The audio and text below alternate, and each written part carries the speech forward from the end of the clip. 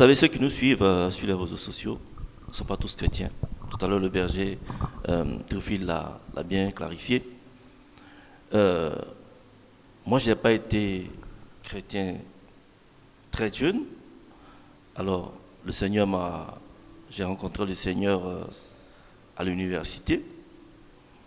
Donc, je voulais dire avant d'être chrétien et puis après d'être chrétien. Après que je sois chrétien.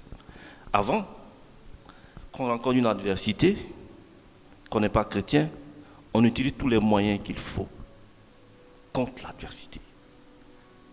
Tous les moyens qu'il faut. Disponibles pour sortir de cette adversité. Est-ce que vous comprenez ce que je veux dire? Moi, je suis un bagarreur. Vous marchez sur le pied, je marche sur les deux pieds.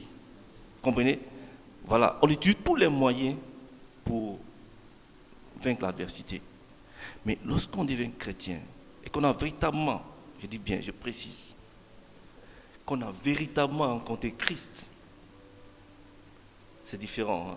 Faut bien comprendre. On est chrétien, mais lorsqu'on a véritablement rencontré Christ et que sa vie a pris une autre tournure, on ne peut plus réagir comme avant.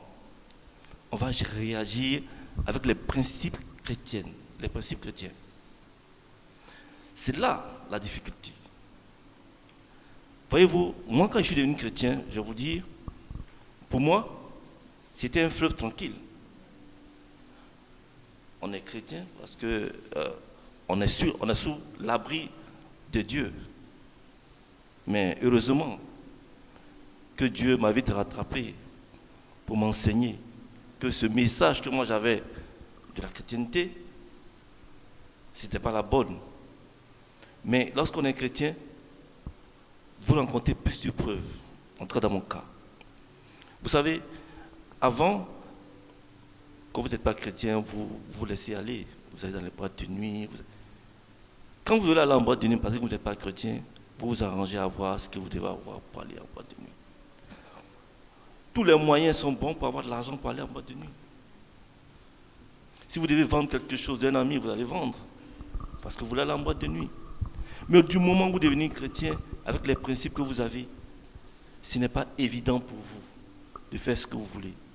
Voilà où l'adversité est forte. Et voilà que je dis que soit l'adversité est de Dieu, soit l'adversité est du diable. Et quand l'adversité est de Dieu, c'est une épreuve. Vous préparez à une bénédiction.